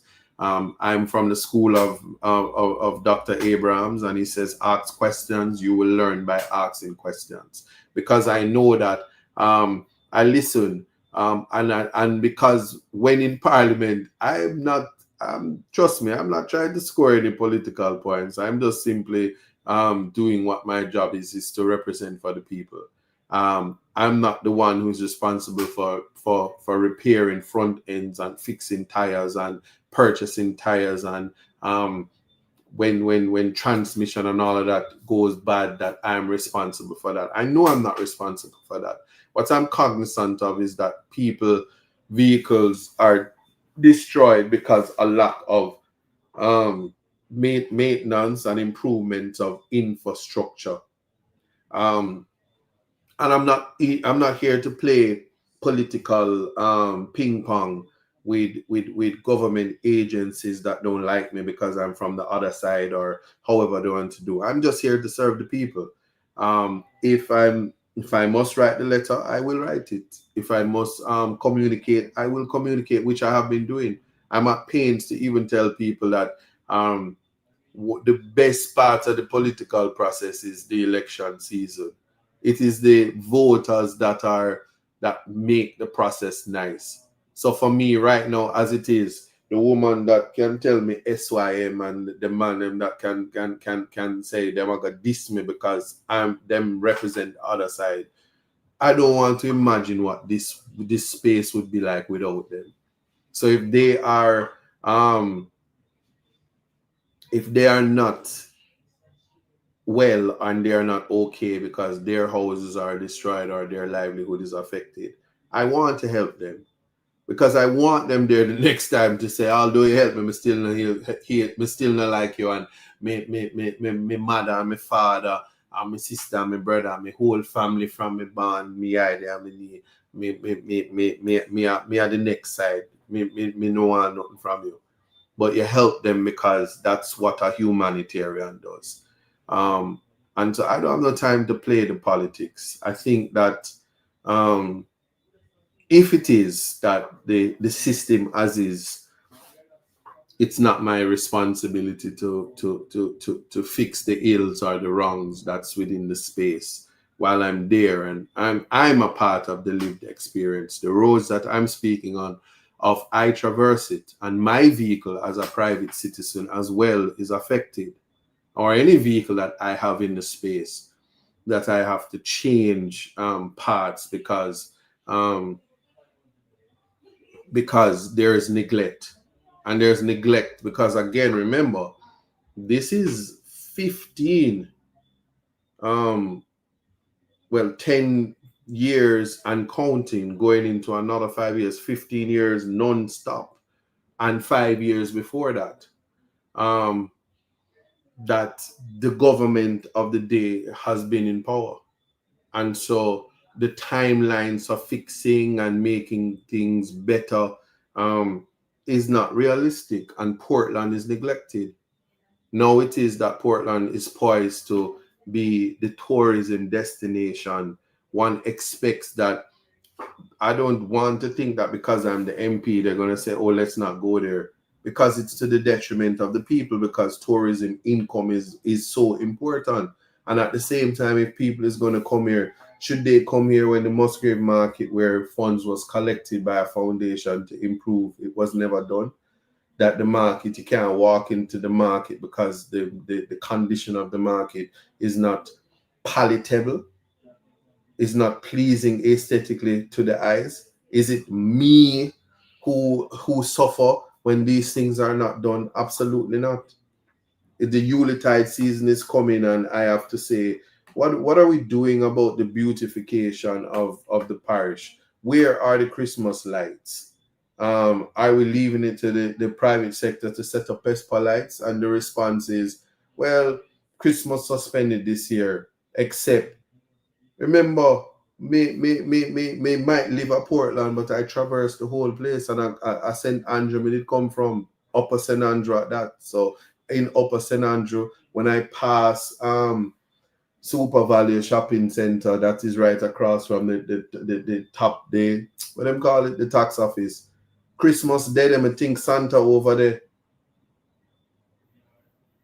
Yeah, me really feel like say, what if I tell you, yeah, Santa Claus over there, because you feel the spirit.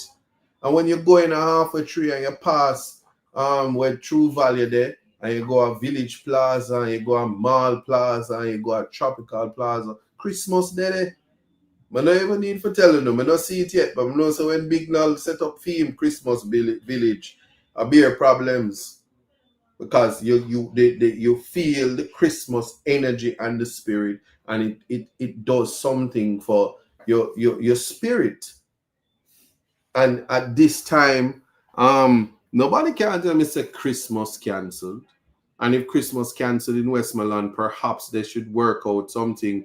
Perhaps when school lock, all the magic school buses should just become a such shuttle system and bring the people to where the spirit and the energy is.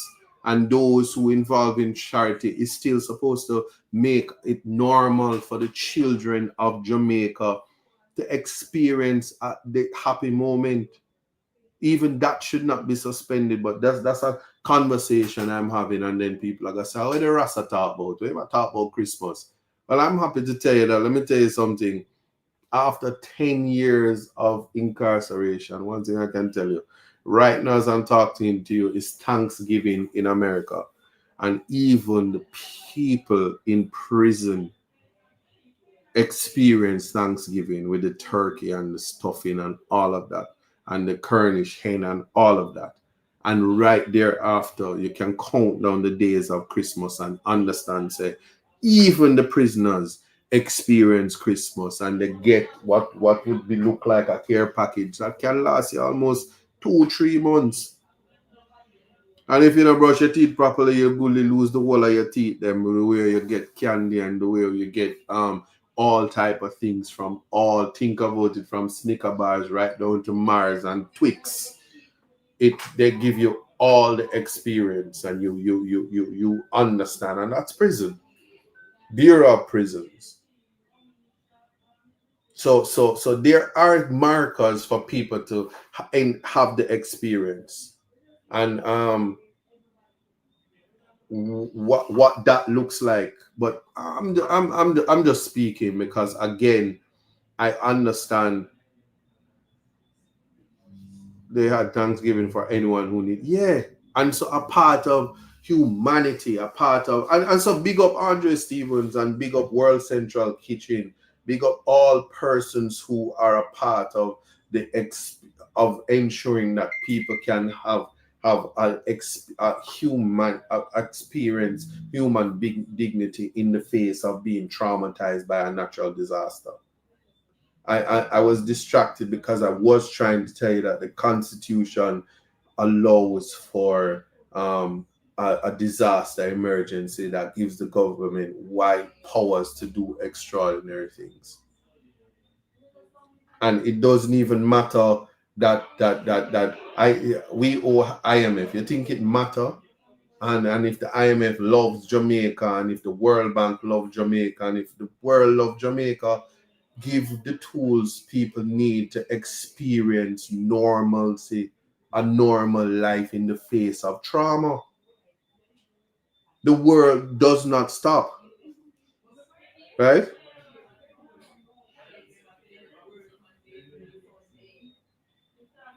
So that's something that I believe that people must understand. And I say walking in the divine purpose is telling people today is Thanksgiving and the diaspora is focused on that. I say only 835 people, so I know that in the middle this is the dinner time and nobody's sitting watching Context Matters and they'll watch it later. But so I understand. Maybe who is now on here is also in Jamaica and experiencing the same trauma. And what's that trauma? We don't have money. We don't have money. And so you must know how shocked I was when I heard the Dana Morris Dixon, the Minister of Information, said we collect $635 million, 1 point something million US dollars, and we don't spend none of it yet. So do you think that do you think that government is concerned with the immediate effects of Jamaica? The GoFundMe money, was issued is spent, and I can account for it. And along with the donations and everything that's in cash and kind, I can account for it. That is important. And what happens is that this is a continuing effort, a continuing matter. It's never going to stop. And so when I know what my mission is, and I know what my mandate is, and I know that if I'm going to the impact of improving the lives of the people and to ensure that they experience what it is to get to financial independence. But even as we're on that mission, the reality is that how can you transcend the first phase or the first level of the Maslow's laws of hierarchy, which is food, clothes, and shelter, when that is what was attacked?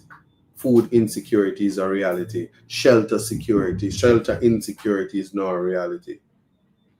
And the clothes off your back, you don't know where to live, so you don't know where to wash it, you don't know where to bathe, and so your hygiene is under attack. Your health is under attack because many other things will come your way. And people who survive the hurricane have died from leptospirosis or whatever it's calling. Yeah, and we're talking this right now, and I hope when the people in St. Vincent vote, they remember that Ralph Gonsalves took them through the volcano eruption and took them through burial back to back, right? And what Ralph has done to restore the people, and some of the people don't know what they want, and you cannot. I'm telling you right now, I've just asked the people. Portland will not say it, but I have given out aid to small businesses in large quantity, as in the amount of people and the amount of money that they would have gotten for their small business, and then come and also to assist people with fixing their homes.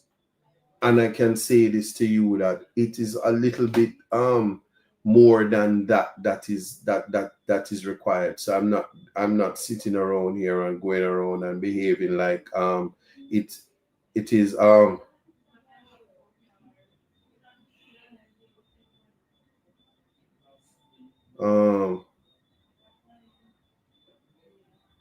hold on. Yeah, but to make it important, or to make it known that what has to happen is to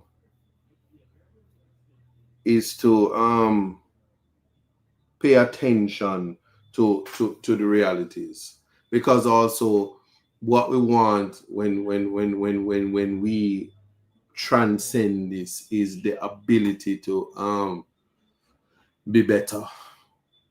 So whether you want to use the PNP campaign song and say we're going to build back better than before, or you do it the Prime Minister's way, which is build forward better than before, obviously, um, play on words. Long as the Jamaican people receive it, um, somebody said, why are you even bothering with small businesses and NHT have $500,000 grants? Just tell. Well, I can tell you this. You can apply for the NHT grant if you're not through NHT. I'm confused. Conditions always apply. And it's not just NHT. Ministry of Socials, Labor and Social Security, they have grants too, and grants are everywhere. That's something that I don't understand, and somebody can educate me on that. But people always just throw things out, and there's a lot, and that's the same way. That's why when people go to universities, they have academic advisors, because you can get scholarship, student loan, and you can also get book grants. A lot of the times, it's not you're gonna help must come is strength in numbers, and so they say a lot of things, but I just want people to understand that you don't have to cuss me or argue with me, and if it's something that I don't, you can tell me so that I can put it in the proper context and help people. It's not me that anybody is hurting when you come and you cuss me on my platform and say I am not doing nothing. I do what I can do in my capacity, and the ultimate goal is to ensure that the people who need it get it. All right. So I don't have I'm not going to get into a, a, a war of words and a play on words with anybody when it comes to how we help the people, and that's how I look at it. Um, that is just the reality.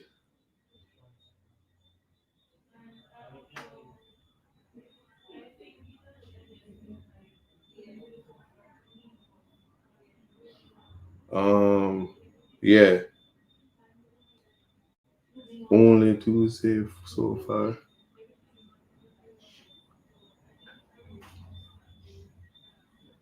Oh wow! Right. So there you have it. Yeah, and if you're wondering why I'm like that, I'm trying to look at the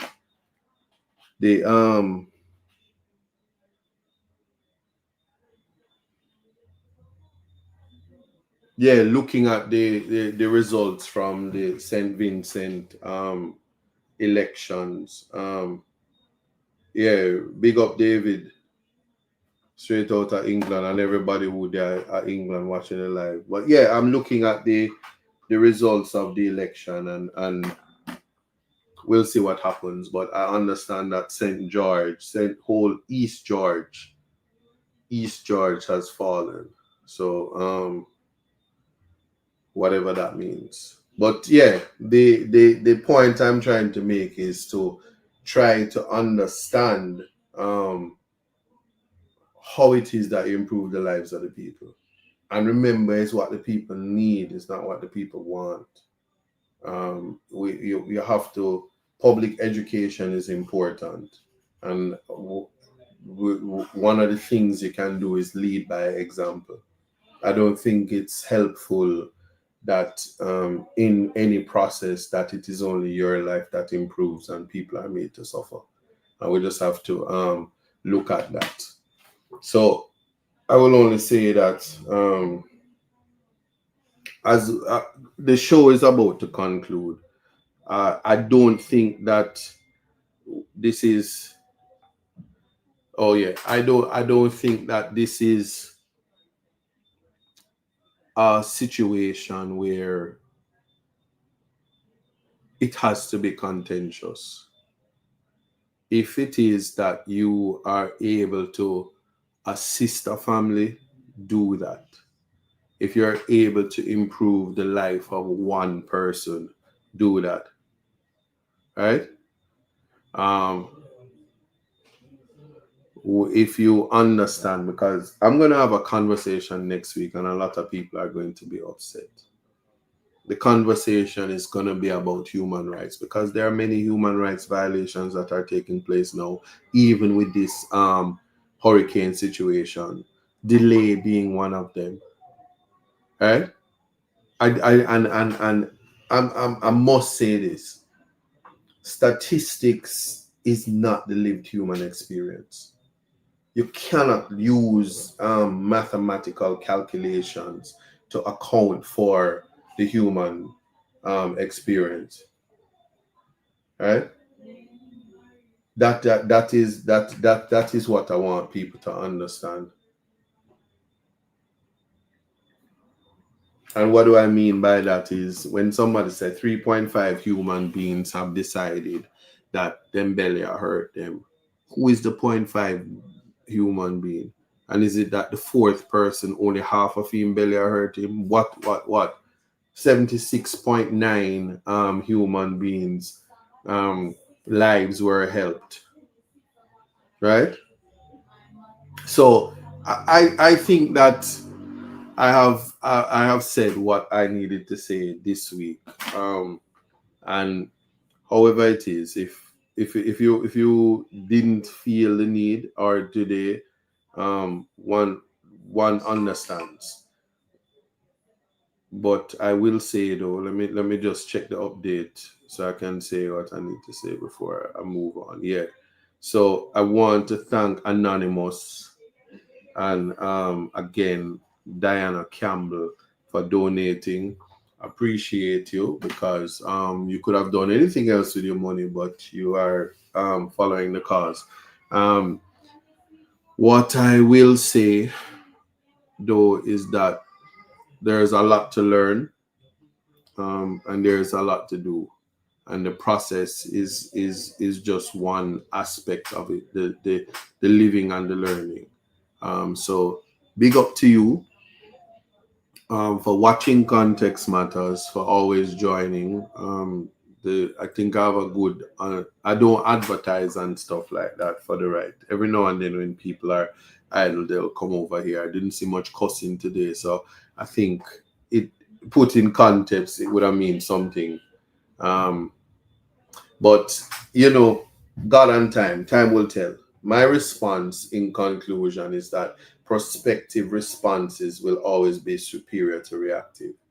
And even when you are reacting, you must do so prospectively.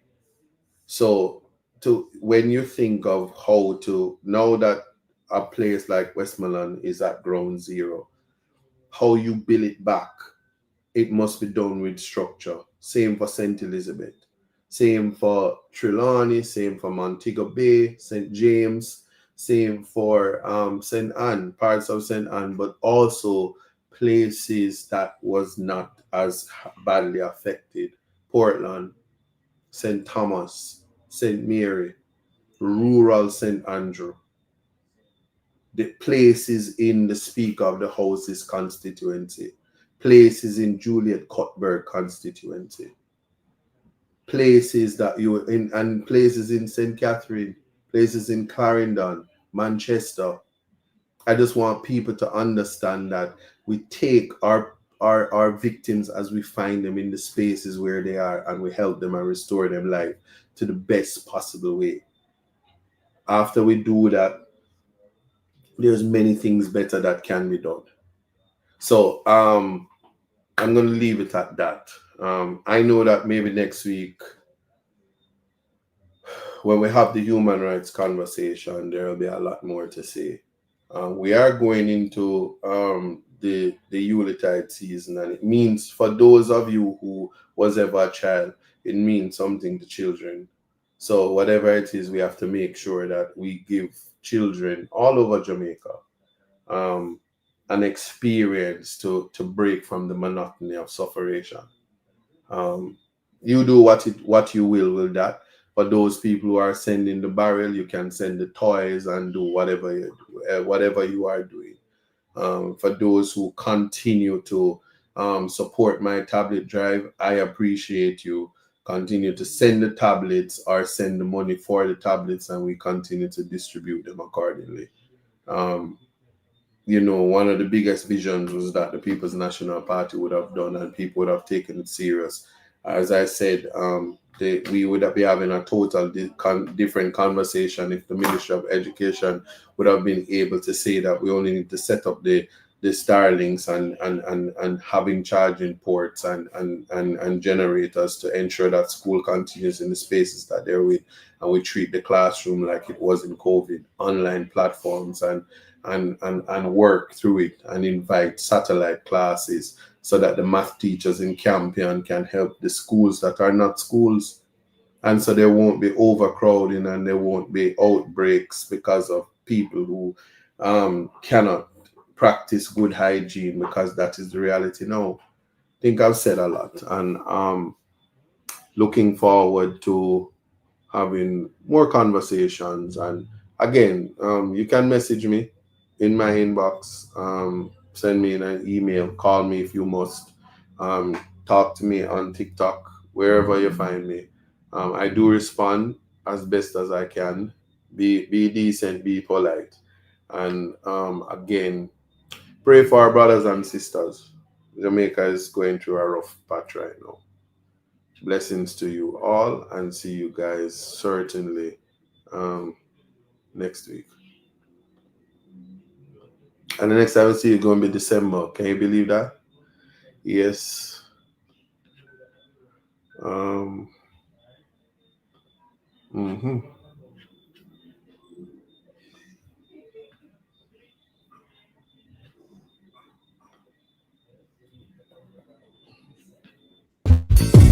It took some time to understand. Yeah. Just what it takes to be a man. How it seems each day you learn something to make a better way. Growing up ain't just a phase, it's reality. And sometimes it's hard to face the world with your head screwed on. But in time you will see it comes naturally, like the hurt and the pain. It's a part of the game.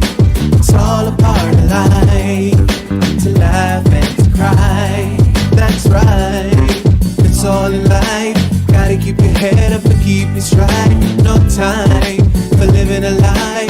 Gotta keep it moving till you get it right. That's right, it's all in life. Gotta keep your head up and keep it straight. No time to be living a lie. You can make it if you try.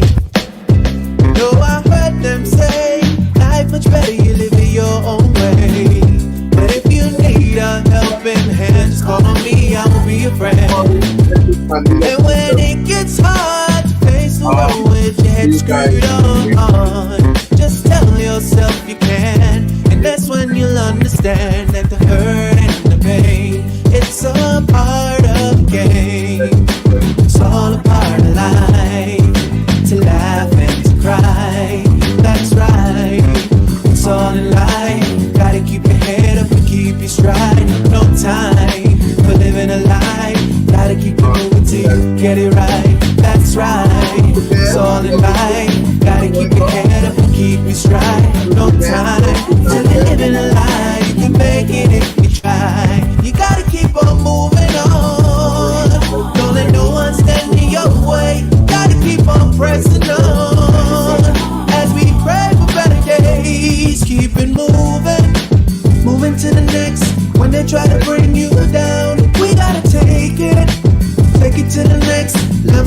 come around. That's right. It's all in life. Gotta keep your head up and keep your stride. No time for living a lie. Gotta keep it moving till you get it right. That's right. It's all in life. Gotta keep your head up and keep your stride. No time to be living a lie. You can make it if you try. Just keep your head up, yeah. Just keep your head up, yeah. Gotta keep your head up, yeah. Cause everything's gonna be alright. Keep your head up. Keep your head up. Keep your head up. Cause everything's gonna be alright. Cause everything's gonna be alright. All right, blessings.